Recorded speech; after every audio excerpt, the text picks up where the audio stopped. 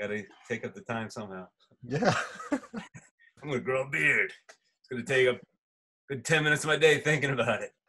I take a lot of naps, man. All napped up.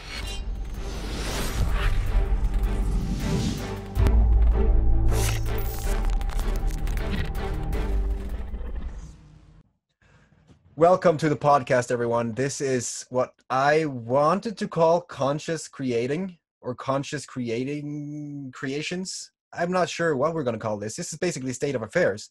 And I have a friend who's in Brooklyn right now, the epicenter of the world. New York is bad. And now I want to talk to this guy because he and his family is right smack in the middle of it.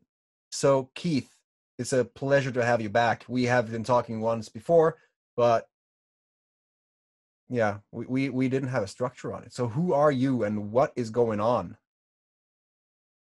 Well, first of all, Tor, thanks again for having me. Good to be here. My name is Keith Aronowitz. I'm a filmmaker and also a street artist. I put art out on the street, mostly in New York City, but other places as well. That's pretty much who I am. I'm actually born and raised in Brooklyn. I've lived in different places in the world. I lived in California for a while, about 12, 13 years. I lived in Peru for about 5 years. That's where I met my wife and we had our son. And we've been back all together in the States. So basically I was out of Brooklyn for like a good 20 years or so, but I came back and my family, which is my wife and my son and myself, have been here for about the last 4 years in Brooklyn. And Nice. that's pretty much who I am. How was 5 years in Peru? I kind of envy that. It was good for the most part. We lived in Iquitos. I went down there to make a documentary about ayahuasca, which for those of you who don't know is a brew, a tea that's made by shamans down there. And it basically, from the Western sense of the word, it's considered one of the world's most powerful hallucinogenics. From a shamanic sense, or an ayahuasquero sense, it's a drink you drink that kind of opens up a portal to the spiritual world where you can have visions and interact with these spirits and all that stuff. So to answer your question, I did it myself in 2006 and I had such a profound experience that I wanted to go back and document it. So I made an agreement with the shamanic center that I was working with down there. They allowed me to stay down there for several months to shoot a documentary. So I ended up shooting a documentary on ayahuasca. And that's where I met my wife and we had our child. So anyway, where we lived was a city called Iquitos, which is a city deep in the Amazon, the Peruvian Amazon. And it's considered one of the world's most isolated cities because there's no roads in or out. You got to either get in by boat or plane. It's a city of it's not small. It's like 400,000 or 500,000 people, but it still kind of has a small town feel. And if you're taking a moto cab down the road, you look right or left. It's just pure jungle. I mean, it's just surrounded. You're just literally in the middle of the jungle. So overall, I enjoyed it. I've always loved the rainforest and nature, and I got to work with the shamans more over those 5 years, and so it was a very interesting experience. And so yeah, overall, I thought it was a pretty cool and interesting and enlightening experience to live there for 5 years. I enjoyed it for the most part. Awesome. I want to go there sometimes. Can I share your documentary? Absolutely. Cool. I think people will. Or I'll tell you guys. So the name of the documentary that Tor is referring to is called Metamorphosis. The easiest way is it's on YouTube. I've had it on YouTube for the past 3 or 4 years. If you just Google ayahuasca documentary or that and Metamorphosis, it usually comes up #1. It's one of the most popular ones. So if you're interested in ayahuasca, just Google ayahuasca documentary on YouTube and it should come up. And again, the name of the film is Metamorphosis. We're going to have some links for that in the beginning or on the page where you're watching this. And also, that's SEO optimized, by the way. Like if your video comes up like that, it's SEO optimized. It's very good, very nice. I don't know what that means, but awesome. It's very awesome. And now you live in New York. Yes. You're a street artist, and as you can see, like from the paintings in your office. Yep. I always love that painting. How is your situation, being that the world is basically changed forever? Sorry, I'm here. Here's some of my art. I'll just show you a little.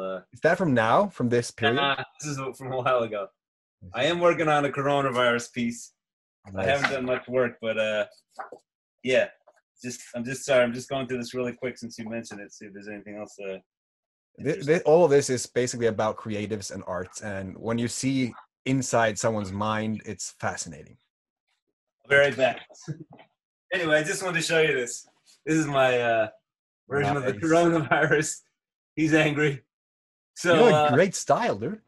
thank you. Thanks a lot. So yeah, well, the whole way that, just really quickly, the whole way that started was I never really intended to be a street artist, but I started, as Tor knows, I do these like little films, these little video shorts on street artists, and I just really enjoyed the community. I've been an artist my whole life. My parents were artists, so I have an artistic background, but I never did street art.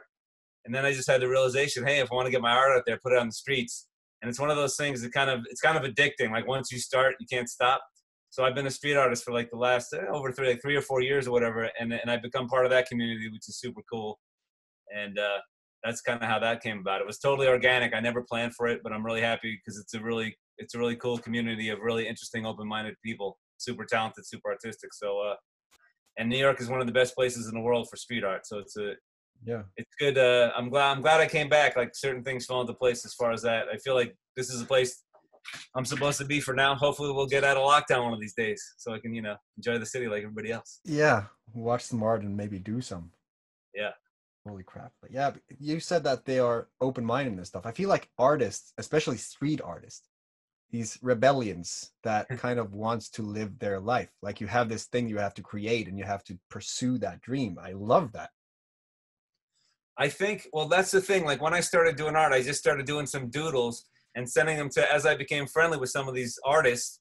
And it depends. That's a whole other, like, some people call themselves street artists. Some people call themselves muralists. I kind of consider anyone that does art on the street artist. Some people may differ, but for the sake of this conversation, we'll say anyone that puts a mural or even a tag or wheat paste, which is what I do, kind of stuff. I'm going to show you again since we're talking about this. So this is like an example. This is originally a painting, and I make it on a thick piece of paper so that I could put it on the street. And also, just so people know, this kind of ties into the Amazon and ayahuasca. A lot of my works are ayahuasca influenced. Like this is based on a ceremony I had and stuff like that. You can see the shaman or the brujo in this case is like dark and light and all the elements of an ayahuasca ceremony. Anyway, that's my kind of art that I do. But my point was, I was saying, I just started doing these little doodles and stuff, and these people the artists would encourage me. I never had an artist, a street artist, say, no, you should do this. Who do you think? It was very inclusive, I found. Like, they were really, a lot of people were supportive and encouraged me. So it's just it is a really good, a great, generous and open-minded community, at least in my experience. That has so much, like, the value in a good supporting community is amazing. Yes. I'll tell you what I realized. Like I said, I would, I've done like 7 or 8 of these little films now. So I've worked with a fair amount of artists, but that's what I felt. I've always felt it's been a really good exchange of energy.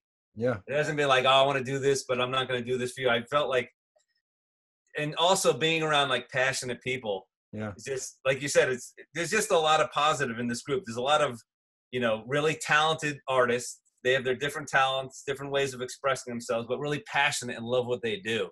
And like you said, some of them like have to put it on the street or whatever. So anyway, that's the kind of group I like to be a part of. It's really positive and interesting. You meet people from all different walks of life. I know a guy that does this stuff. He does these skulls and jawbones. He's a doctor in real life.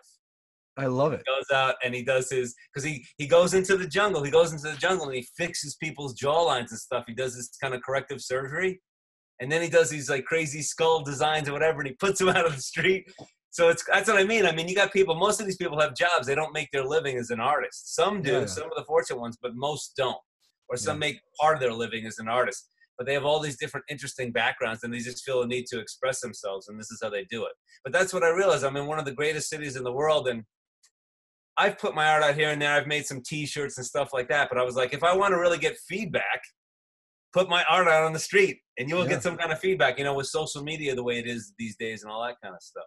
Social media is the way to kind of catapult your dream if you use it correctly. I agree. So now this has kind of become my life, and I hope it stays that way for a while because I definitely get a lot out of it. And I have several different interests. Like I mentioned, I'm a filmmaker. I like to jump out. So I'll work on my films for a while, whatever. And then, okay, let me do some art. I like to jump to different things, which kind of, I think, keeps me fresh. Yeah.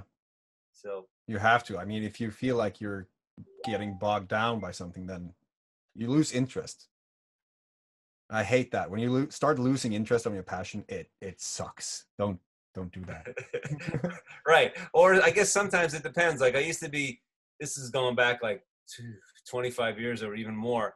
I used to really be into fishing like heavy. Like I used to be into surf casting, and that was my passion. And luckily we had a house out in the other end of Long Island, which is like in the Hamptons in the country. It's beautiful, miles of beautiful beaches and bays and all that stuff. And anyway, I got into fishing. Is really good out there because it's still pretty unpolluted, and there's a lot of groups of fish that come toward the end of the island. So certain parts of the year, certain times of the year, sorry, my cat's stepping on my artwork. Certain times of the year, it's really good to fish. But anyway, and it's beautiful. It's a beautiful environment. So I got to the point where I got so into it. I had like 4 or 5 different reels and rods and all sorts of lures. And I wore a wetsuit because it could be dangerous actually fishing in the rough surf. If it pulls you down, if you're wearing waders, you're done. It's like, you're not going to get out. And most likely, I got pulled once. And I was going down the beach like this, holding on to, trying to grab the sand as it was, and I stopped myself, and it scared the crap out of me. And then from then on, I wore a wetsuit. But my point was, I was super passionate about that for, I don't know, 5, 6, 7 years. And I would still like to do it. I don't really fish anymore. But my thing is like, whether it's not so important if a passion dies or not, is to replace that with some other passion. Yeah. Because you're not necessarily, what you're into at 25, you may be into something completely different when you're like 45. Exactly. I think it's good to have some kind of passion in your life, me personally. Yeah. So I think it's healthy. And move towards that passion. If you feel like you're getting some interest for something, test it out. Explore it. Yeah, explore it. So right now, what is your daily schedule? My daily schedule. Well, I mean, probably it's interesting because I wouldn't say, I'm trying to think this through as I'm answering it. So first of all, any kind of real schedule we have is because my son has school online. Yeah. So he's got to be up by 9, and then he goes through the day. I mean, I think it's good they had to do something. So just so everybody knows, now there's still a little going back and forth between the governor and our mayor, but the mayor supposedly closed schools for the rest of the school year. Ooh. Which means, this just happened yesterday, which means there's no school till September. But school goes to June here, so no school for the next rest of April, May, June's like 2.5 months or whatever. Yeah. Which is what it is. But so my son Sean has stuff to do for like, it takes him like 5 or 6 hours a day, sometimes shorter. But he has a structure, which I think is important to have some kind of structure. As far as me, like, so I just finished a video short that Tor saw. My friend El Jupet Negre, who's a street artist, a well-known street artist in Barcelona. He's been going at it for like 30 years. And I shot it like a year and a half ago. I finally got to it. But my point is, I put in a fair amount of time last week. Not a ton, but there was a couple of 5-hour days and maybe another few. But I haven't really had a structure. Like, part of my days have been like, I think at the beginning was I was watching a lot of news. I just wanted to get a lot of information and take it in and try to get a handle on what was going on. I think it was important for us as well as reading articles on the internet and whatnot, because we didn't hoard by any means, but we definitely got some food. We got food to last us for a while, because I just had a feeling that what's happening with the supermarkets, with the lines and stuff, and also more people getting infected. Do you really want to keep going to the supermarket? I don't think so. Do I want to wait an hour before I even get into the supermarket? No. So we bought like 2 months worth of food or whatever before all the shit really hit the fan. And even now and then we're still topping off. My wife's at the market now getting some stuff. And I'm going to tell her after this, let's just not go for a while. We got enough, and let's just not even expose ourselves to that. But as I mentioned to you, my fear is, even besides the virus, I mean, we're really careful. We're doing the distancing. Not to say we can't get it or don't even have it. I don't think I have it. But I could have been asymptomatic. Some people are, luckily for that. You just don't know. I mean, that's another issue, is just not enough people are getting, by far. We've fallen way behind on what should be mass testing of people for this virus. And then we could really get a hold on it, because they would have the proper numbers and get a real feel about what do we need to do, where do we need, what areas are the most affected and all that. I mean, obviously New York New York right now is the epicenter of the world for what's going on right now. It's insane. There's no denying that. But I don't really have a schedule. But like I said, I was watching a lot of news at first, catching up on my Netflix, binge watching stuff. And there was many days I noticed early on where I got up and I said, this film that you saw, this film short, I've been like in my head doing it for the last month, but I only really got my act together for like the last couple of weeks. But every day in the morning I get up and go, okay, 9 o'clock. I'm going to start working on the film at 10. I'm going to do this. I'm going to do some of my artwork. And none of that happened. Like none of it. Like I would procrastinate.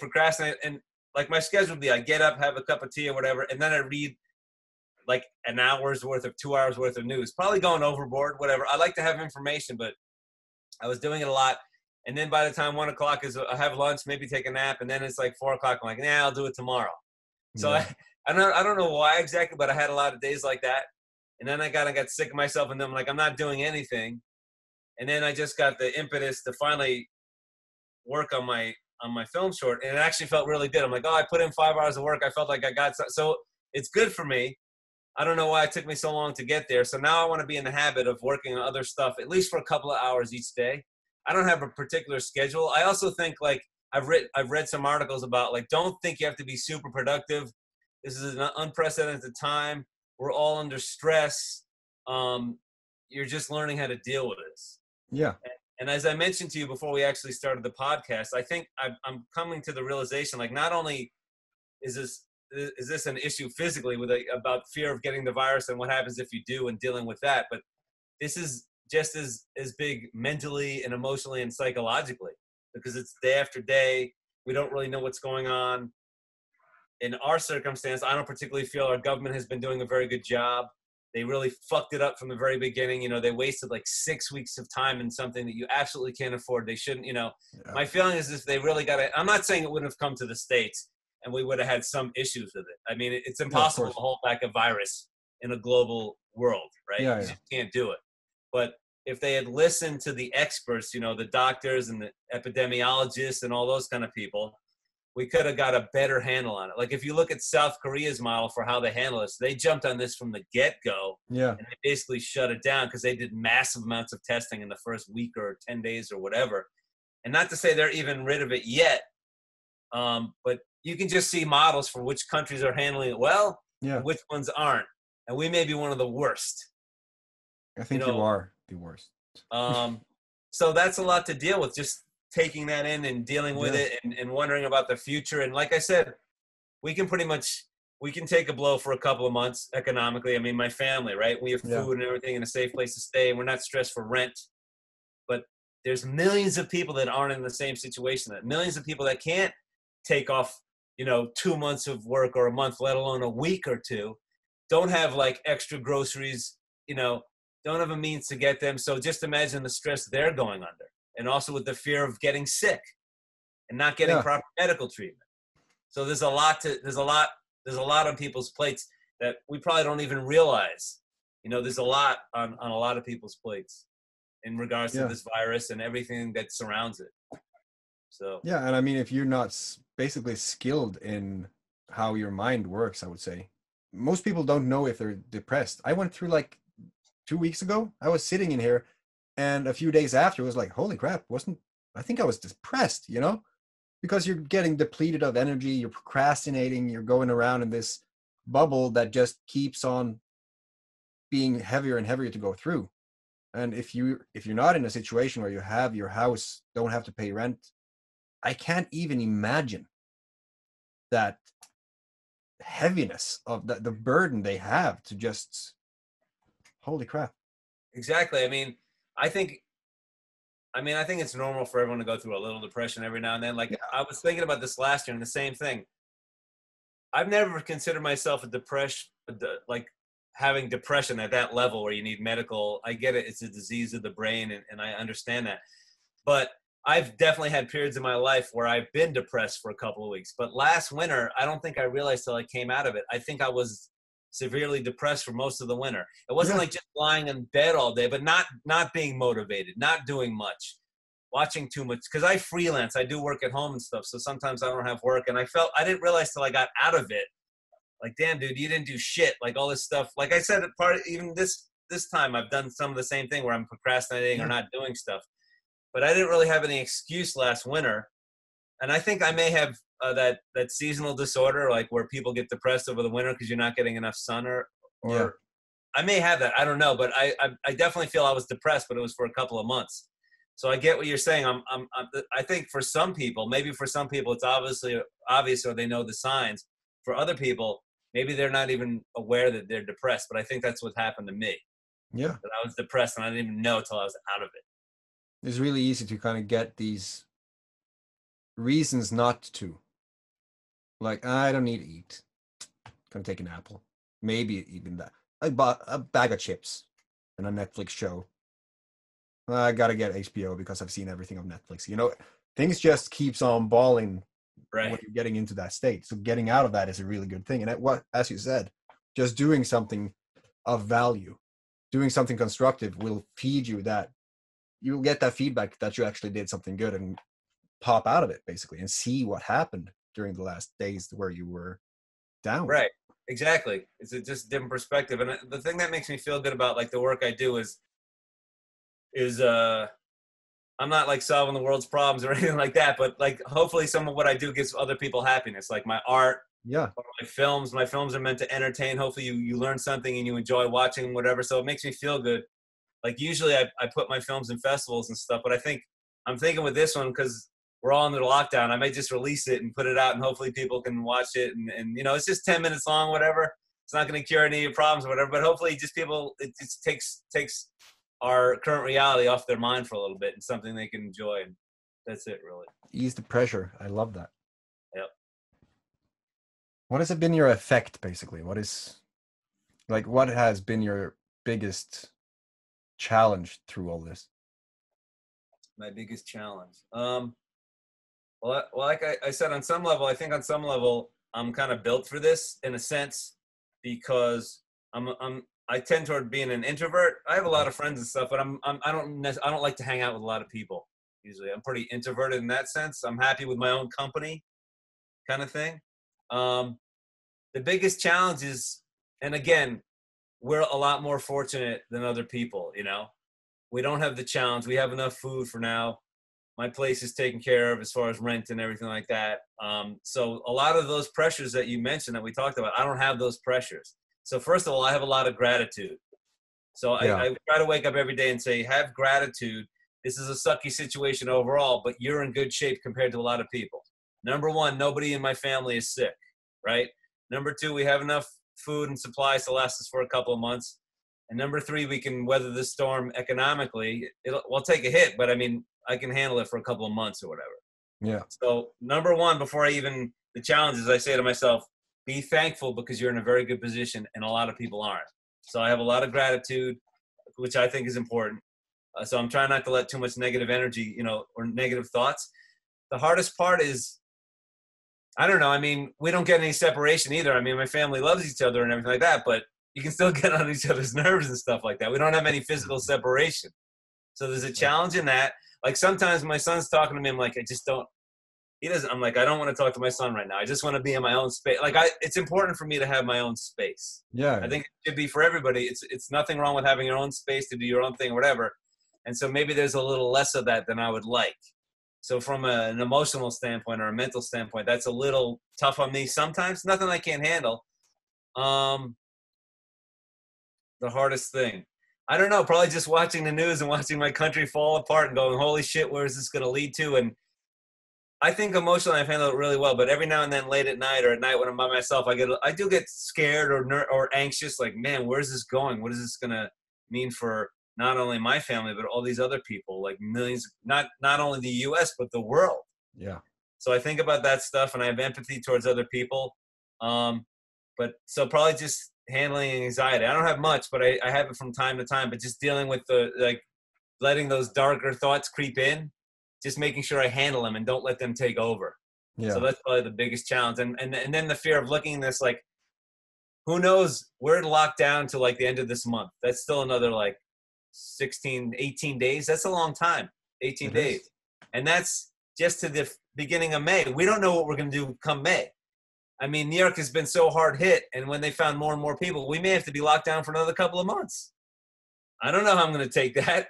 I mean, I'm going to deal with it because I have to. I don't have a choice, right? We don't have a choice. No, I think my son and my wife, everyone seems to be doing pretty well so far. But imagine another 6 or 8 weeks of this, man. I'd be tired of this shit. You know? I mean, also, sorry, but spring is coming. The weather's about to get nicer, you know. Yeah. New York is pretty usually a sucky winter, and you can see all the flowers and the trees blooming. I think the natural inclination is to get outside. Yeah. Right? So just imagine it becomes like 70, 75 degrees, warm, beautiful, sunny day. It's going to suck looking out the window. That's going to be a challenge too. Definitely. You know, we only get like, I don't know, we get like 5 or 6 months of decent weather in New York, but I mean, you want to be out there in the spring and the summer because it's beautiful, you know. So I think that's going to be hard for a lot of people. And again, getting back to, I think New Yorkers in general have been doing really well with the social distancing, not being outside more than they need. And I get it. People need to exercise. I've been only going out 3 or 4 times a week and only for like a 25, 30-minute walk. My son hasn't been out in like 12 days or whatever. We decided to leave him home. I'm going to take him out eventually, but I go out pretty early in the morning, like 7:30. And I go walking in, like my neighborhood's not super crowded, so I can walk and not really come in. I see people like other people. I just walk. There's joggers out, people exercising, but it's pretty good distance between. And I wear a mask now. Yeah. And when I go in the supermarket, I wear goggles and a mask because I'm not taking any chances. I'm taking a chance, right? But I'm very careful. I take my shoes off when I come back in. I put them in a bag. I take my stuff off. I sanitize it. I take off all my clothes. I wash my hands like 3 or 4 times. Like I do this. It's funny. You got to really be conscious of what you're doing. Definitely. I come in, I put the sanitizer on. First thing I do is I take the mask off very carefully from the back. You don't want it because you could have the virus on the mask, right? So my point is I'm very careful and deliberate about taking my stuff off, washing my hands multiple times, taking my clothes off, putting everything where they need to be, and then jumping in the shower and taking a shower. Because I don't want my son or myself or my wife to. I don't want anyone to get sick. No. You know? So that's a reality right now. Yeah. I mean, how many people, is it crowded when you go to the supermarket? Well, so there's a Trader Joe's, which are super popular. I don't know if you heard of those, but Trader Joe's has all sorts of interesting items, and they have a lot of food. I haven't been there in like 3 weeks. My wife is there right now. She's all bundled up. She's got a cart. She went last week. And this is more out of like concern about they're just going to stop having items. I'm not trying to start a panic or anything like that, but I'm just saying if you're it's possible. I mentioned, I think before we started that I saw an article. Well, first I read an article last night, and then it was on CNN, one of our main news resources, media channels, saying some factory that processes pork products somewhere in the Midwest, literally about half the workers, about 250 plus workers, got coronavirus because they're working in close quarters. They had to shut it down. And the guy says they produce 5%, as far as pork, they produce 5% of the products for the U.S. So that's a big factory, right? And he said 3 or 4 other ones have in Pennsylvania, Ohio, and other parts of like the Midwest and East have shut down, at least temporarily, their factories. And he said he's worried about eventually the supply lines being affected. And I'm the last person that wants to sow fear. I try to just keep up on the news and be a realist about it. Yeah, I mean, right? It's realistic. It's like, happening. Right, like you see the military getting sick, police getting sick, doctors and nurses getting sick, so people working in the supermarkets getting sick. I'm sure some truckers you got to have people to truck the stuff. That's how we get it, right? Yeah. So it's not without the realm of possibility if it got really bad that supply lines for food and products that you need could get shut down. Yeah. So I understand why people are going to the market, not to be panicky or whatever, but hey, man, I'm in a city of 9 million people. Imagine if you couldn't get food. That would get ugly. And again, I'm not trying to be negative, but that's like the worst case scenario of this, right? If they don't get it under control, that it could be hard for people to get food and things they need. And God forbid that happens. Like but you see it happening. You see when these factories close down. It's realistic. I mean, there'll be at least somewhat of a look. We have enough toilet paper for like another month, but I haven't been able to buy toilet paper in 3 weeks. Even though there was a run on toilet paper, would sound silly or whatever, but you would think 3 weeks from now they would have it going again. Where's the toilet paper? People can't get toilet paper. I've seen a few pictures of people sitting on thrones of toilet paper, just saying, "I'm safe." I think that's why there's no toilet paper. Maybe. I mean, some people got like, right. So we Truckloads. did, we got an extra package. Like we get a package of like 27, which lasts us for a month or whatever, right? Yeah. So I got 2 packages, right? Yeah. Part of me, I don't want to hoard and I don't want to deny other people. I'm not, but I understand the prepper mentality. If Yeah. you Yeah. can, if you could afford it, why not?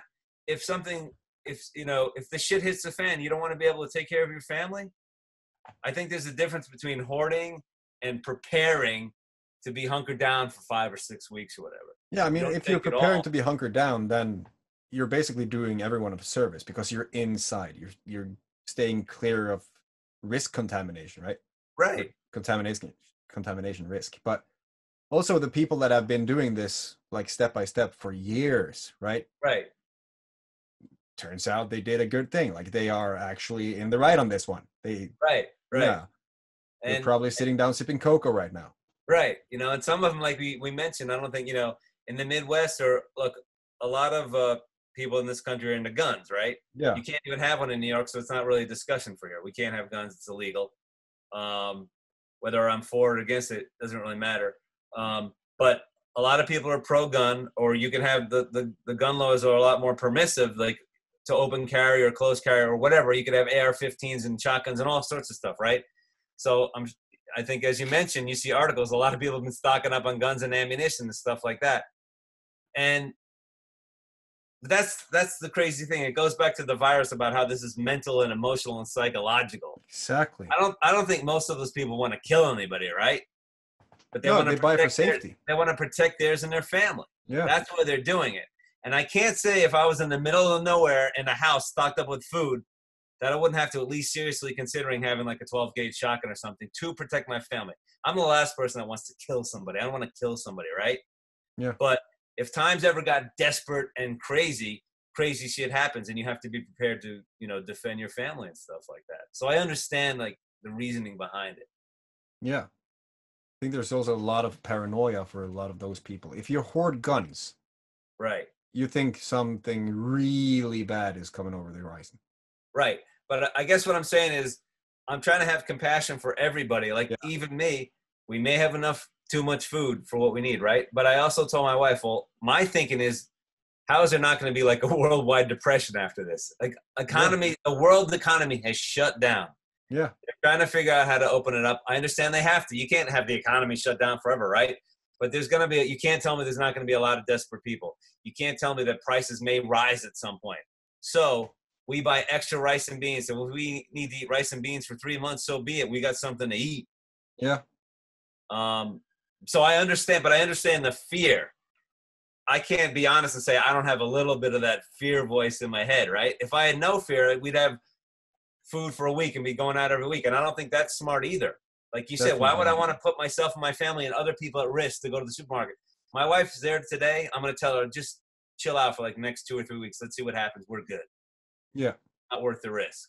Like you have to take somewhat of a risk, right? Yeah. Now imagine all the people that can't afford to buy food for a month or 2 weeks. They got to go bit by bit out there, and or their people are starting to run out of money.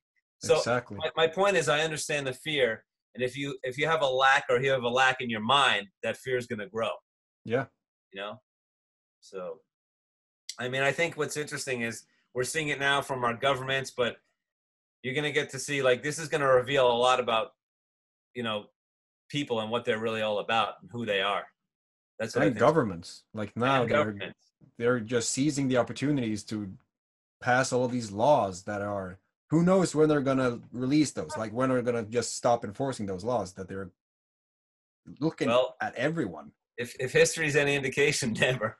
Exactly. I mean, and again, I hate to come across as a pessimist. I consider myself a realist, whether it's good or bad.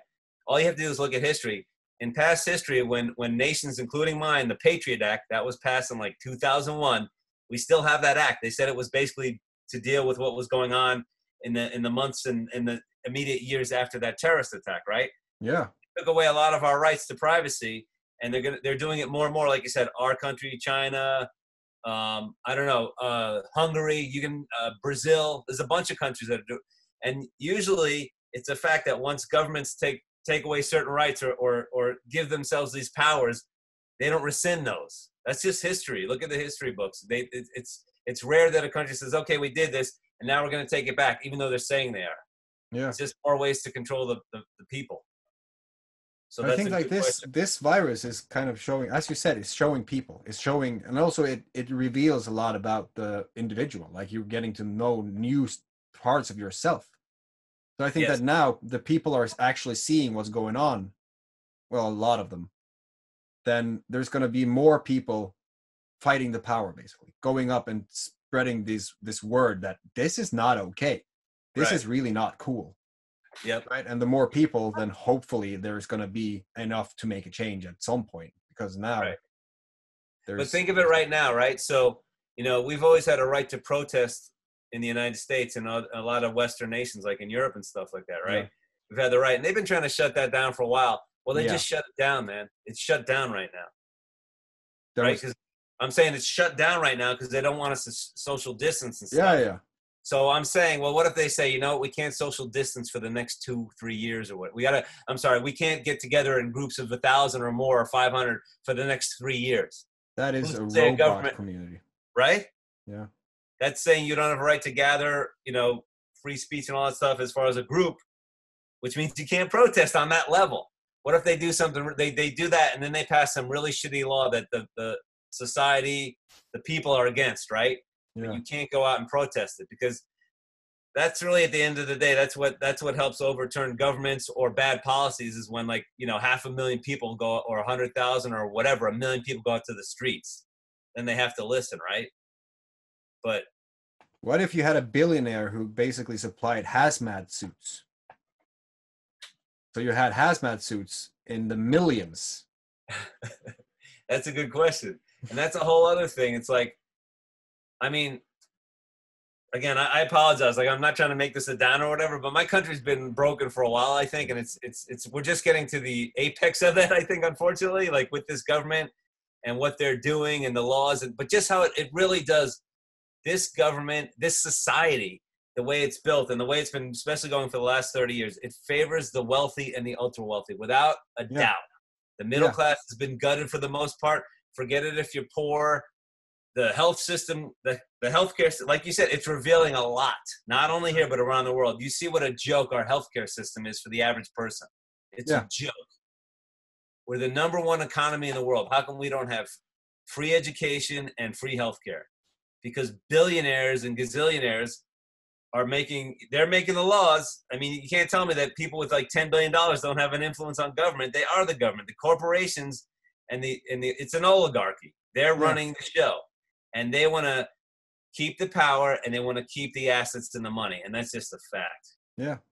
So again, not trying to be a downer, but if you look at how our society, we've only had a healthy middle class from like after World War II, like into the 70s, 80s. It was only for 30, 35, 40 years. And that was all by a bunch of policies that Franklin Delano Roosevelt did, the New Deal, and all these policies like the GI Bill, where guys coming back from World War II could go to college super cheap or free. They did a lot to create a middle class and help us get a leg up. And now our government through taxation and all these BS laws have destroyed that, have taken away those rights and benefits for the middle class and the poor. They're taking away the social safety net. So that's where we're at. They've taken away the social safety net, and we have an epidemic, a pandemic that if you were a doctor or a virologist or epidemiologist, you knew it was coming. And again, I'm not trying to be an expert or anything. I read and I get information, and I'm basically regurgitating, but I try my best to get good information. So if I want some information about diseases and viruses, I don't listen to a politician. I get a book written by an expert epidemiologist, and I read the book, or I read 2 or 3. Yeah. Right? That's how it should be, but people don't do that. They watch the news. Right. There is good information out there if you want it. You have to do a little research or whatever, but it's out there. And all these epidemiologists, it's no secret. They've known for years, this may not even be the worst one. Right? That is frightful. So they say, well, we got to be prepared for it. And this everything ties in, like global warming and the fact that we have bigger populations and we're encroaching on the wilderness. all these pathogens are coming out from the wilderness and we're not prepared for it. You know, and again, getting back to like, you know, this country is truly divided. I don't want to go off on a whole different thing, but I mean, you got like half the people believing in global warming and all that stuff, and half the people don't believe in it. I'm like, are you out of your fucking minds? Exactly. The science is there. Look what's happening. Look. I wonder why that is. Why people, is it laziness? Is it that they just want to believe what's said on the news? Is it that they are boxed into this mindset of something? I think it's social conditioning. Social conditioning. Yeah, exactly. Like my country is a big country, right? Yeah. All different kind of areas and different kind of people. Like, and it's true, like people on the coast are not necessarily raised like they are in middle America, where they're usually a lot more religious, a lot more insular, a lot more homogenic. You know, I can't remember you know the word. Homogenic? I don't know if I'm saying the word right. Homogenistic? No, I have no idea. Anyway, what I'm saying is it's like mostly white people, right? Yeah. Like on the coast, there's a lot of immigrants, a lot of different people of all walks of life, a lot of different religions. Like New York is a pretty tolerant place, right? In general, it's like, doesn't matter if you're black, white, Muslim, Jewish, Christian, gay, straight. We pretty much, we live close together in a big tight city, but also it's a great city and a great culture. So I think for the most part, all our differences are encouraged here, right? Yeah. That's not necessarily the same in middle America. But imagine if from a child you're raised a certain way. That's what I mean by social conditioning. And, you know, people in the middle that are ultra conservative, they look at me and say I'm a communist or some crazy shit like that, which I'm not, right? I think a certain amount of socialism, like democratic socialism, like Bernie Sanders was trying to bring forth, is a good thing. How could you be against free medical care? That's what I don't get. Like, that makes no sense. So it's a good question, like why people have the belief systems that they have, right? But I think I realize this. It's really hard to break down somebody's belief system because they hold on to that for whatever. That's a big part of who they are. Yeah. Right. And I can say the same thing about me. I'm sure there's things I could believe. Like there may be some things you believe in. I think when I first met you, you talked about one thing. I forget, it was Darwin and like evolution, right? So as of right now, I pretty much believe in evolution, right? I don't want to put words in your mouth. I think you may have a different opinion on it because we haven't talked about it that much. But I'm not saying I believe you, but I'd be open-minded to the idea and I could do my own research. You know what I'm saying? And that's my point. Yeah. You do your research and you figure out, okay, this is interesting. This is a theory, right? Right. And then we go down there and we examine that theory and find the evidence that supports it. Then if people just did that, it would be a lot easier because right now, like you said, I haven't talked a lot about that because I read and I was like, okay, interesting. But I haven't got enough to say like he was wrong. But there is like this irreducible complexity concept, right? Everything that he couldn't discover when he was around, like in the 1850s, there wasn't the DNA and everything. But yeah, like you have to explore every theory and then make up your mind. You can't just, as you said, like when people tell you something, don't go off that. You explore it for yourself, do it for yourself, experience it yourself, and then you can talk about it. See, I've always been like that. Like, yeah, for me personally, religion never worked because someone else was telling me, this is God, this is what you're supposed to feel. You're supposed to feel guilty about this. You're supposed to do this. And I was like, bullshit. I just never bought it. Even as a kid, I was like, why should I listen to you? Yeah. I don't know. It was just a feeling like this feels wrong for me, right? And I'm not trying to put down anyone's spirituality or what makes them feel spiritual, what they need. If you want to go to church or temple or whatever, more power to you if that's what gets you what you need to have spiritually. But don't tell me if I don't do this, I'm going to hell, or if I don't follow your belief system, I'm wrong. Bullshit, man. I have to personally have some kind of, if I can't have the experience directly, like spiritual, we'll talk about spirituality, I need to have my own spiritual experience. Exactly. You could have the most wonderful experience and you could be enlightened and whatever and say, Keith, this is the way it is. And you don't even have to do it. You need to believe me. And I'd say, bullshit, Tor. Why should I believe you? Yeah. Maybe in your sense, because we know each other, we're getting to know each other fairly well now. I'd be more open. I'm down with that. I want to see I want to experience what you're talking about. And I know you well enough to be, well, that's the whole point is I want you to experience it for yourself. Exactly. Not like, and I think a lot of people, and I'm not trying to speak for all groups, but a lot of people in the Midwest who are seriously religious groups, they have somebody that leads them and they follow their lead. And maybe they don't question stuff as much as other people will. Yeah. you know? So some people question everything, which I think is good. And some people have faith in whoever they're following to take their, you know, some people, there's some churches and stuff that they're insisting to have their flock, their people in church. And all the doctors are saying, all the medical experts are saying no. Yeah. And these guys are saying, we believe in God and he's going to protect us. And I'm not trying to put down anyone's belief in God or their beliefs, but you can believe in God and listen to the doctors at the same time. Exactly. Don't expect that like a hard blow from your mouth to actually blow away the virus. Like there's, right. By the way, that's not just a thing that I pulled out of the air. That's like people of high stature in Christianity is giving their followers the belief that their leader can remove this because he's talking to God. And so he's standing there social distancing and blowing at the camera. Right. Like, be gone. Yeah. And that's dangerous. Of course. That's dangerous. Like if Not to mention, you're bringing all these people in the church and then if someone gets sick, they go out and give it to somebody else. Exactly. I mean, so, people should be careful about what they do. That's why the FML project is about the core values, right?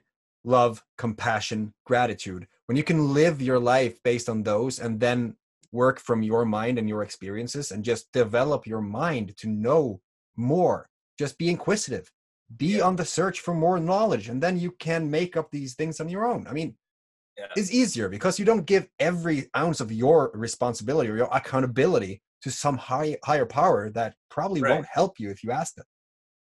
Yeah. And I think you kind of hit it on the head for me. Like, I'm a person that loves knowledge and learning about stuff. So like, that's what I'm reading right now. I'm reading a book by one of the expert epidemiologists that's been on the news a lot because he's the expert. He's the expert. He knows. Sorry, I'm dealing with my cats over here stepping on. Is he the one who wrote about it in 2018? Hold on, I'm gonna get the name because we should. If any readers want to read it, he's a good guy to read the book. Yeah. The reason I said that is because I've also been studying a epidemiologist that did some very, very good research that kind of just explains this to a T. And he did that before this even broke out. So they know what they're talking about.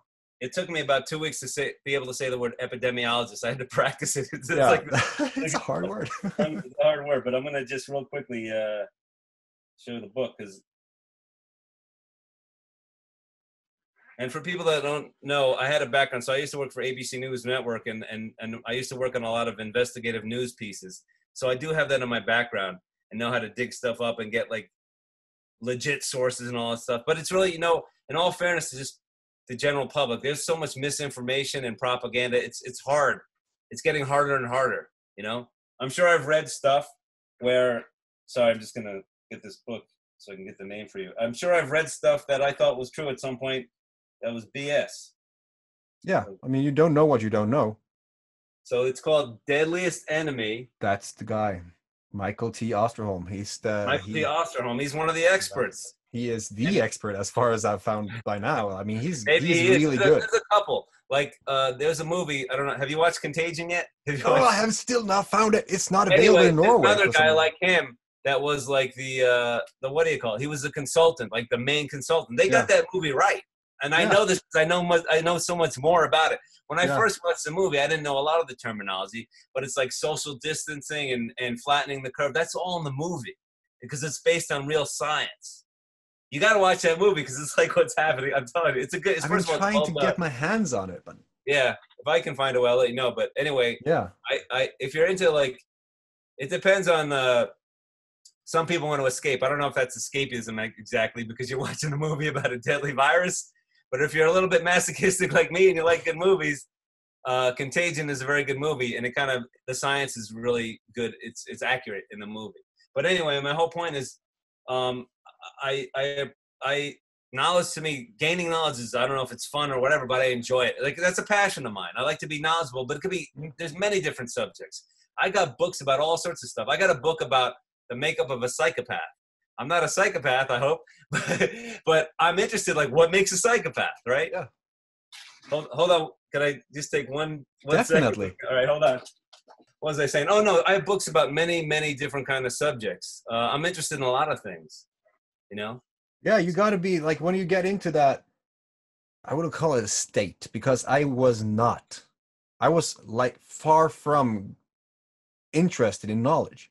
But as Right. I said to my the mother of my daughter, basically, I told her that I'm getting up early in the morning. She said, like, don't get sleep in. Like, I'm like, no, 5 a.m. I have to get up. And it's not, it's principle by now. I get disappointed in myself if I don't get up and do this shit, right?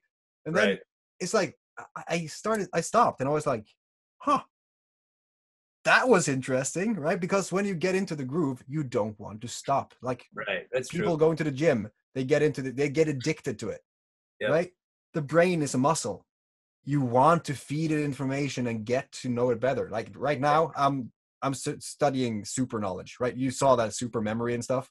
Yeah. Yeah, I'm I way still have into to that. watch it. I want to watch it because I want to learn. Like Yeah, yesterday, I was not in the mood to watch videos, but I was like, oh, this is cool. I can improve my memory. This is something, like you said, yeah, I'm interested in a lot of things we haven't even gone over. Like the things that you've been working on yourself for the past year or two, I'm definitely interested in. yeah, Like we talked about a book, you told me where to start. I'm definitely interested in because there's certain changes I would like to make in my life or improve myself or reach my potential or whatever. yeah. And it seems like some of the things you did can help me. So I have a natural curiosity about them. Exactly. And that's like when you get into that, it's like a drug. It's like you getting high on your own supply. I mean, when you start seeing what you're capable of, and you get like when people learn a new thing, it's hard. Learning the guitar, it's hard. But what if you could just pick up the guitar and then you were like Led Zeppelin, right? I You'll be wish. like, whoa. You would find that fun. You would keep Dude, that's on my doing it. fantasy. Is to be, I can't play the guitar at all, but I always wish I could play electric guitar. But yeah, Yeah. I mean, see that like if you just find the results like that, you will right. keep on doing it. You just have to find the right Yeah. method and then you hooked. But yeah, Dude, I was we kind of fantasizing about the Matrix the other day. Like you could just plug it in, fly a helicopter. I'm a martial arts expert. I'm a chef. That'd be so exactly. cool. I And understand the that's economy. that this is like this. I mean, this in 10 minutes, and this is interesting. This is we're kind of side railing right now, but this is a Right. community podcast. We're talking about everything. You're part of the community. You're an artist, right? This is a creative thing. Yeah. Developing this, like I wanted to improve my memory. Within 10 minutes, I went from remembering 3 points on the list, an ordered list of random words that was at out of 20, I got 3. Right. 10 minutes later, I had 19. Whoa, that's pretty good. And I can keep going. I can keep doing that. I can do that up to hundreds, right? Right. And that it's amazing when you have the technique and the framework, and you're like, holy shit, this works. Then do it. That makes sense. Yeah, You're getting what's the word? I lost the word. Damn, what's the word? Where you just get it gives you impetus to go on. yeah, Positive reinforcement. You're getting positive reinforcement. Like, oh, this exactly. works. Let me Yeah, take it far. That makes sense. Yeah, absolutely. you get fired up to just keep on going. But yes, what is your future plans right now? Like you said that you have food for a few months, and Let me ask this guy. I got to show you. Where's the camera? I got I got a bunch of little guys and stuff, like my little menagerie nice. of guys that I surround myself with my creativity. So I just thought I'd bring a couple out to, yeah. I Anyway, love that. I have Deadpool as Bob Ross. I got to show you this one more guy. So this skull, I like skulls. His name is Apocalypto. I got him up here, but I used to have him down. I used to bring him in ceremonies when I used to drink ayahuasca. Now we're totally going off on some tangent. Yeah, but we gotta like what you said right there, ayahuasca. Yeah. We have to do a separate episode just on ayahuasca because Oh yeah. right there, that's basically the key to knowing yourself on a completely different level, right? Yep. Like watch the Oh, absolutely. documentary. I'm gonna link it at every place where this video is. Watch it. There is things in there that is gonna make you think twice about what you're might be thinking right now. If you are open-minded, watch that video. If you're not, you're gonna become open-minded. Oh, I want to tell you something though. It's interesting because so I'm up to like almost 1.7 million views on that. It's been out for like 4 years. I still get like 1,000 hits, almost 800 to 1,000 a day. 4 years later, which blows my mind. Wait, Um, what? Are you? I get 800. I get 800 to 1,000 views a day of my film on ayahuasca on YouTube. Like How that. much? Okay, so how much money are you making from that right now? Because that's I serious make money. No, it isn't. It's 30,000 a month. I make like, it's weird because they might have changed it, but lately I've been making like, I don't know, 100 a month, maybe something like that. It's not that much money. So, It's the only money okay, I'm making right now. we're gonna do a little tangent right away. Well, like let's see, like if you get 1,000 people watching that video every month or every day. Every day. 800 to 1,000 every day. So it's like 30,000 a month, more or less. Because I get the same check like every month, so I can just tell. But I'll tell you why I put it up. So I didn't have it like, well, when I made it, I put money into the film. I sunk like $30,000 in a year's worth of work that nobody paid me for or whatever. So, and this is back, the film came out like 10, 11 years ago. It came out in 2009 originally. And that's when DVDs were still pretty big. So I sold like $18,000 worth of DVDs. And then I did some video on demand. I would have just done like today I would just do video on demand. That makes sense or whatever. But, so I was trying to make my money back, so I resisted putting it on YouTube. But people kept like ripping the film and pirating the film and putting it on YouTube. I had to take it down like numerous times, like copyright violation. But I noticed this guy I was watching for like a week before, and he was getting like 1,000, 1,200 hits a day. And I think he had ads. I was like, screw this, man. This is my film. You're making a profit off my film without my permission. Yeah. I couldn't message him. So I found out, I think it was the second or third warning. It turns out YouTube just shut down his channel, but they're good at that. If you can prove it's your film, they'll shut them down. Yeah. So I've shut down like 5 people over the years or whatever. I'm sure other people still have it. It's been pirated a lot and stuff. But anyway, I forget my point. But anyway, I decided, okay, I might as well put the film on myself on YouTube. But I was going to say, as far as comments, a lot of people like it. A lot of people have thanked me. A lot of people have said they've watched the film, and because they watched it, they decided to go drink ayahuasca, which makes me happy because I feel like the film has had a positive effect on a certain number of people. But every now and then you get people that say, I hate it. It's an infomercial. This is bullshit. You're in league with the devil. I mean, it's more entertaining to me, but it's crazy. Like some of the people that are out there and what they believe. I mean, I get it. It's not for everybody. You know, definitely. Exactly. And I don't expect it to be for everybody. Exactly. I just put it out there, and I don't even say in my film, this is real, you have to believe it. No, my film is, this is the experience these people have. This is what they experienced. Make of it what you will. I'm not trying to make anyone's mind up. It's this or that, right? I'll leave that to them.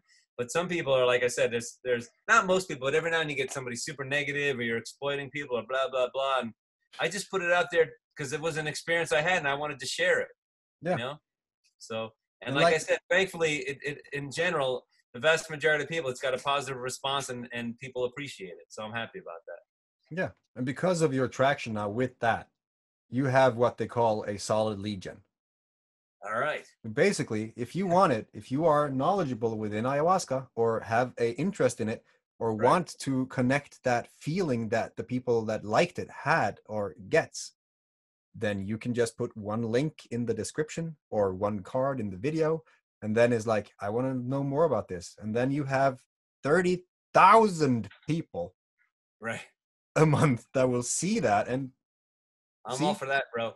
I mean, that's the thing is, so I'm like an independent filmmaker, and I haven't done any ayahuasca stuff as far as filmmaking in the last 10 years, but I'm doing, as you know, so I do these film shorts, videos on various street artists, mostly based in New York City, because that's where I'm from. Except my latest one is on an artist in Barcelona, because I love Barcelona. It's one of my favorite cities in the world. And I went and lived there for a month 2 summers ago. And part of the reason I went there is I got somebody connected me with this artist, El Jupet, and he was nice enough to work with me. And I spent like parts of 10 different days. I was there for a month, but we shot like 10 different days. So I had a lot of stuff to shoot.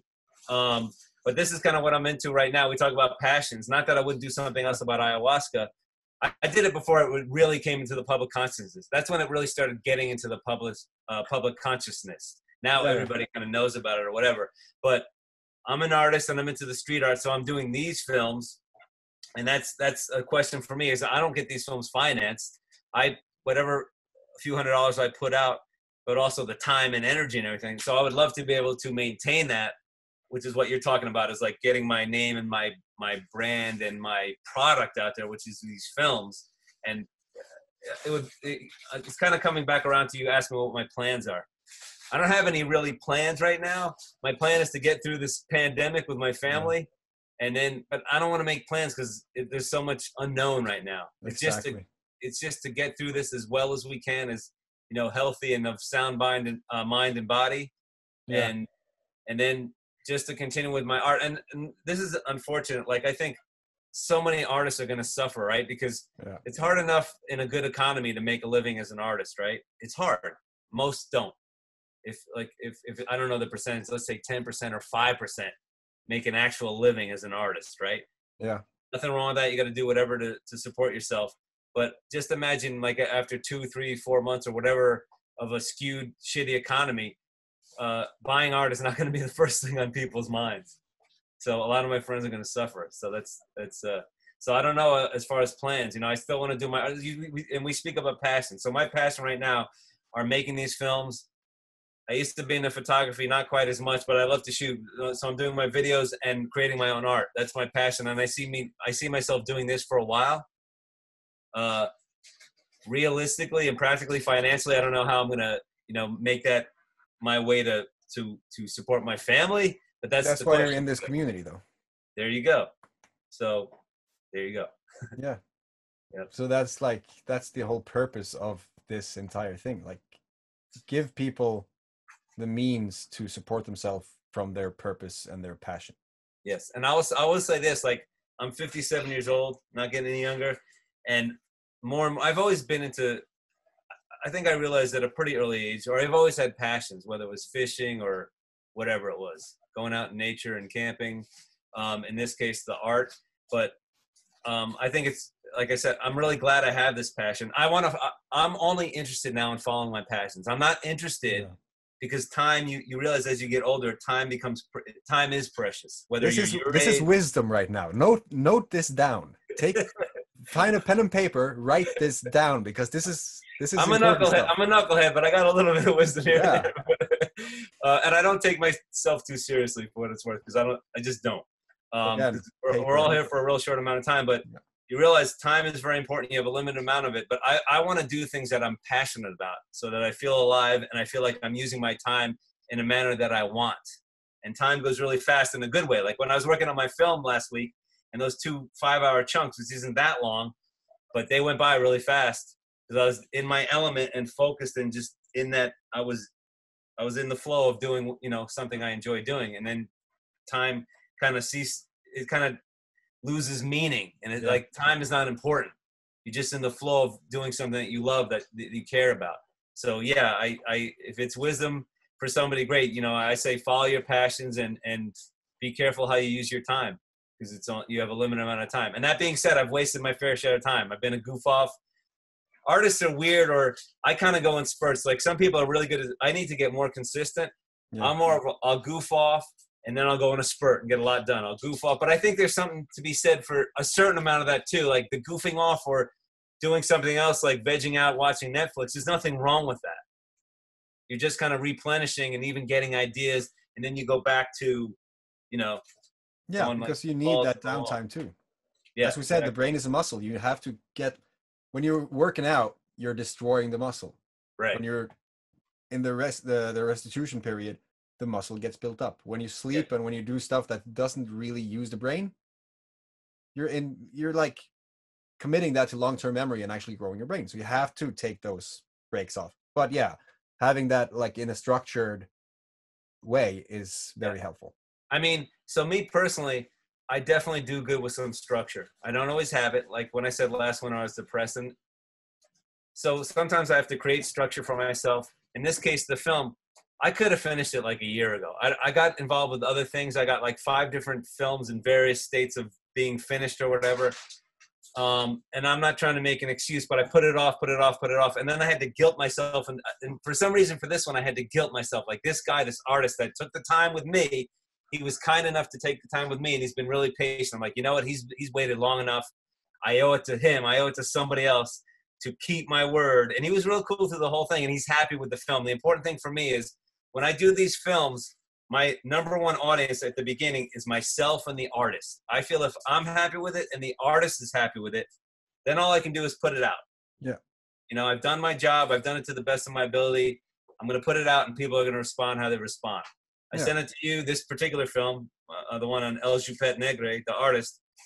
I got a positive, I've sent it out to 3 or 4 people, and I've got a positive response. Everybody likes it, so I'm happy about that. Yeah, I loved it. You know, so.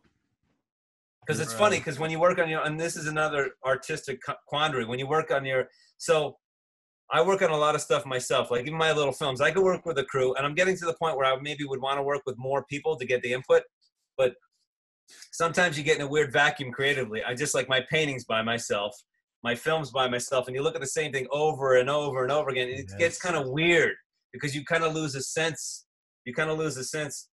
I won't say objectivity, because I don't believe there is anything. I don't believe there's such a thing as objectivity. I don't believe it exists. How can I be objective when I come from my own social conditioning and my own perspective? I can only see things. I can understand you. I can try to understand you and or I can eventually see things your way, but it's still through my lens, right? Exactly. There's zero objectivity in that. Nobody's objective. You could never. I listen to the argument, but you can't convince me. Who's deciding what's objective and what's not? Exactly. I actually have one thing too that's really gonna hit that nail down, because every second of the day we're getting hit with 10 billion bits of information in our eye, right? Mm-hmm. Only 6 million of that goes to your brain. Only 10,000 of that goes to your visual cortex, and only 100 of those 10 billion bits a second get registered. So what is saying that you are registering the exact same 100 bits that I am? We have different social inputs. We have different everything. So spot on. You said the same thing as me, but in a different way. Yeah, basically. Exactly. But that's what I believe. Like when people talk about documentaries and they should be objective and bullshit, and most good filmmakers know that it's a fallacy. It's not. From the start, first of all, you decided the subject, right? Yeah. You're deciding how you want to present the subject. You're deciding where the camera's going to go. You're deciding where the light's going to go. You're going to decide how many characters are going to be in the film. You're going to decide the B-roll, the extra footage of like whatever it is. If it's a nature documentary or the animals, you're making all these decisions based on subjectivity, right? I'm not saying you can't put facts and statistics, and some of those things could be real or whatever, but there's still a subjectivity to it. There's also emotion with the B-roll and stuff, like you did in Metamorphosis. No, Metamorphosis. Yeah, like the way you kind of get the emotion of the forest, right? The camera, the producer, the editor, that you can't be objective because you are telling a feeling through this. Right, there's a journey. Look, I'll tell you, as far as that film, when I did Metamorphosis, first of all, I love the jungle, I love nature, but in my mind, I'm like, the jungle is a character in this film, along with the people, because this environment is where this whole ayahuasca thing is from, and I wanted to give people a sense of what the jungle is like. People go down, they go take 10, 12, 15-hour plane rides to go down into the jungle to experience it. So that's why you have the sounds of like the frogs and the night stuff and the rain and the leaves. It was important for me you have to have a real sense of that throughout the film, that this takes place in the jungle. Then you nailed it. Thank you. And that's, ayahuasca. I'll never be able to give anyone an objective. We can talk about it till the cows come home, and unless you decide you experience for yourself, you're just getting my viewpoint of it, right? I think I did the best I could to put people into the experience, but it's only a film. It's never going to equal the experience, but you'll get a sense at least. You'll get a sense, and I give people like the nuts and bolts, like what are the elements of an ayahuasca ceremony? Gathering the right plants, cooking the plants, the training of the shamans. They train for years and years. What they do in the ceremony, why people comes, what happens in the ceremony. Like you said, we could talk about this another time, but I tried to, right? Icaros are the songs they sing, but from the shamanic standpoint, that's the medicine. The spirits are telling them. They don't really call it a song, even though they are songs, but it's basically instructions, or this is the medicine you're giving to the people. Yeah. This is how you sing it. This is how you bring it forth. You're bringing forth in their belief system spiritual doctors, like medicos, doctors they call them, or any number of spirits that can help you through your journey to like purge negative dark energies, to bring light to you, to heal you. And people get healed to a staggering degree. Like the transformations is it's real. It's pretty amazing. But that being said, it doesn't work for everybody. No. Like, it's not like a cure-all. It's not meant for everything. But yes, I've seen it personally help people like PTSD or psychological, emotional, and physical problems get healed. Exactly. But you have to respect the thing. You don't do that as like, I'm gonna get fucked up on ayahuasca, because then you're gonna get fucked up. Oh yeah, I would never do. I never did that. I was always scared of it because I read it. Like I Yeah, always had a exactly. healthy respect of it. Yeah. And even I haven't drunk. I figured I haven't drunk ayahuasca in 7 years, so it's been quite a while for me. Hopefully, I'll do it again one day. But I also, when I stopped, I felt like, I need to stop for a while. I got everything. I was lucky because I ended up living in the Amazon for 5 years, which we talked about. It wasn't planned, but I drank. I've drunk overall about 150 times, so it's a fair amount of times. Like in those That's 5 just, yeah, years, you got the whatever. experience. But I felt like I just need to put this down for a while and do other things. Like, yeah, I just need to. If I was still down there, I'd probably still be drinking. But I was like ready to stop for a while, even for a number of years. Like, it's only been the past couple of years. Like, you know what? I could drink some ayahuasca. I'm due for some ayahuasca. But unless it comes, I'm not going to force it. It's got to be the right thing with the right people. If it happens, it happens. If it doesn't, it doesn't. That's how I feel about it. Because I'm lucky I did have the experience. So, but my point is, like, ayahuasca, it should call to you in a certain way. Whether, like with my film, I want to learn more, let me watch this film, or I want to read a book or look at somebody's website. It's not for everybody. No. For the people that it calls to, you should go explore it more. You may never even do it, but like learn more about it, read the books, watch the films, and then you can make an educated decision. Or just know, for some people, it could be, I feel in my heart this is something I want to do. I've met people, you don't need to do any of that. If you feel it's in your heart, it feels right, go do it. Some people don't want to read books. They don't want to cloud their experience. You know what I'm saying? Exactly. They want to go in with, I think that's good it's hard not to have expectations, but probably the less expectations, just go in. That's not to say you can't have intention. I guess this conversation is kind of veering toward ayahuasca, whatever, but it doesn't bother me. People go for all sorts of reasons, but as long as they're true to themselves and why they're doing it, but it can be really hard. Like you said, I don't think, who knows? I mean, so many people do it. The problem is when something like that explodes, you get like charlatans or people that aren't really well trained. Yeah. And also you get people that maybe aren't really thinking it through. Like, yeah, if anyone thinking, oh, this is a party drug, I want to do this. Nope. I'm going to tell you right now, do not do that. You're making a mistake. You could have a really bad time. It's hard. Ayahuasca ceremonies, I'm not saying always, but they can be really difficult and challenging because you're healing yourself and going through a lot of shit. And just about everyone I met there, everyone has their shit they got to deal with, right? Nobody's perfect. We all have our shit. We all have our problems. We all have our issues. And usually people go down there because they figured, well, some people just have an interest and want to try it, but a lot of people, they've tried other like Western modalities of healing or whatever, and it just didn't work for them. And for some people, I'm not saying all by any means, but for some people, it's like a last resort. Like they have PTSD or they've had some really horrific, whatever situations happen in their life, and they figure, I got to try this. And unfortunately, I've seen a lot of people at that place that it's actually helped. It's got them, it cured them. Yeah. So I think it's definitely something worth thinking about. And yes, it's one of those things that's very special and spiritual and mystical and can help you if that's the road you want to go down, for sure. Definitely. Plant medicine as a whole is just fascinating to me now. There's so much in this world that can do so much for us that it's amazing. Well, I've been taking different kind of mushrooms. Paul Stamets, have you heard of Paul Stamets? If I've heard of Paul Stamets. I figured you did, but I'm not assuming anything, buddy. I love Paul Stamets. Of course you do. But you're right. So I've been taking like turkey tail and what's the other one? I don't know. But I've been taking a bunch of his. I watched his podcast with Joe Rogan. I love Joe Rogan. I like Joe Rogan because I think he's really fair-minded. He has people from all different walks of life, all different belief systems, whatever. But he has a lot of experts in different fields, and he asks them a lot of really interesting questions, and just kind of opens up and lets them, do their thing. And so I happen to see this thing about Paul Stamets, and he was talking about bees. I have a friend who's a beekeeper, and he's super into beekeeping. I go down there and hang out, but I'm not like super. That's like not my passion, right? I don't need to go out and learn a lot about beekeeping because I don't think I'm ever going to do it. But he started talking about beekeeping for like the first 10 minutes, and I almost stopped listening to it. I'm like, I don't want to watch a 2-hour podcast on beekeeping. And then he started going into the mushrooms and the healing properties and the mushroom networks and how they communicate. And then I was hooked. I was like, holy shit. Yeah, exactly. So, which gets, like you said about plants and fungi. I mean, if you're open to that stuff, I mean, they have all sorts of healing properties and can do all sorts of stuff for your mind and your brain and your neurons. And it's crazy, man.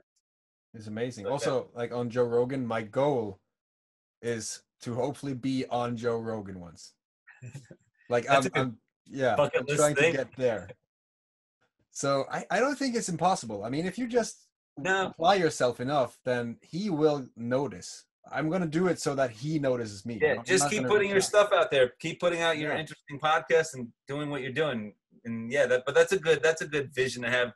I want to get to the point where I get to Joe Rogan and do a pod. Yeah, why not? it's gonna be cool. I see that we have been talking for 2.5 hours. No way, dude. See Really? how that happens when we talk? It's But amazing. that's a perfect example of. I mean, we always seem to have. I've felt a connection with you since we had a phone call So with. It was with Pablo, right? it's Uh, Ow now. Ow. Is that how Ow. you say it? Ow. I think What's it's Ow. Ow? It was Pablo at the time, right? Yeah. Yeah. Anyway, we had that that phone call with that whatever it was with five people or Yeah. whatever, and we just seemed to connect on a certain level. So it seems we have a lot to talk about. But my point was about which I just said 20 minutes ago about the editing for 5 hours, and it didn't feel like that.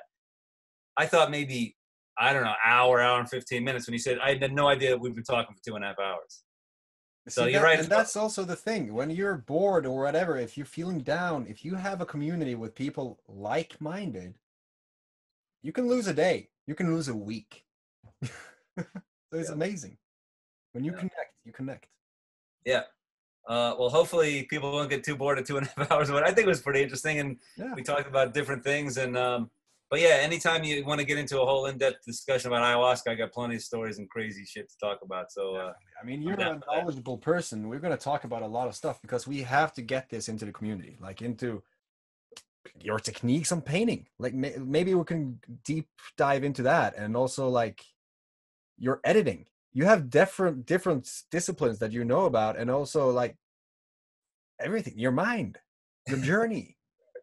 There's so much that we can talk about that people will get value from, and that I look forward to this. This is going to be an amazing community to be a part of. Absolutely. And like you said, I mean, that's also as I've gotten older, I realized if I can be in a position to help other people, I want my life to have some kind of value. We're only here for a blink of an eye, right? And in Exactly. my mind, I see it. If I felt when I'm at toward the end of the road or whatever, that I've hopefully helped other people along their path just a little bit, then I've done something worthwhile. So that's important to me. That's what we're doing. That's what's going to happen. It's going to be amazing. You're going to see a lot from Keith because he is one of those people that was just I don't know, a must have basically. When you're talking about a quantum consciousness for creators, Keith was the first one I invited. It was gotta have him because we have had some talk trying to be extremely selective because we need to have that high vibration and frequency that we can actually that the experiences will be valuable, knowledgeable, and also bringing you back up and finding friends. Yeah. And I want to just say one thing, I will always consider myself a work in progress. I'm never going to be finished, and I'm no better than anyone else. I have some wisdom. You know, hopefully as you get older, you gain wisdom, but everybody, everybody's your teacher. Yeah. Everyone is your teacher. Never too young that. to You teach, can learn, never too old to good learn. or bad, you're going to learn something from every person you come across. Exactly. But anything I can do to help, I'm thankful that I can be in that position. So I'm happy to, just spew my stuff, and hopefully if somebody gets something out of it, that's a good thing. I love it. I love it. Thank you so much for being here. I don't know what we're going to call this. I don't know, brother. It's your thing.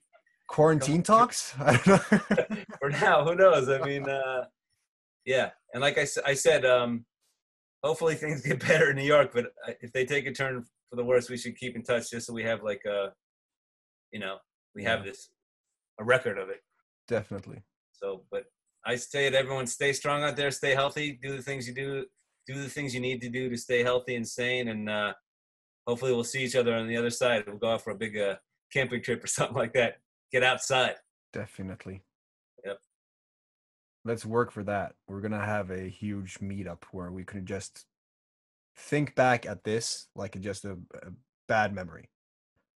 A challenge we all went through as a community and as a planet, as a race, basically. And then we make the best out of life because now we know that we have to cherish things differently. Like there is things that are more important in life. Yes. Health being number one. You realize, I mean, I think we forget sometimes, but health, just be thankful if you're healthy. Your health is number one. If you don't have your health, you don't have anything. So stay healthy. And keep your mind sane. Keep that going. I mean, don't let your mind just die off in this period. Use it. All right. Until next time, this was Keith. Love you, bro. Love you too. Thanks again. Thank you for giving me the platform. Thank you for honoring us with your presence. All right. Till next time. Till next time. Peace.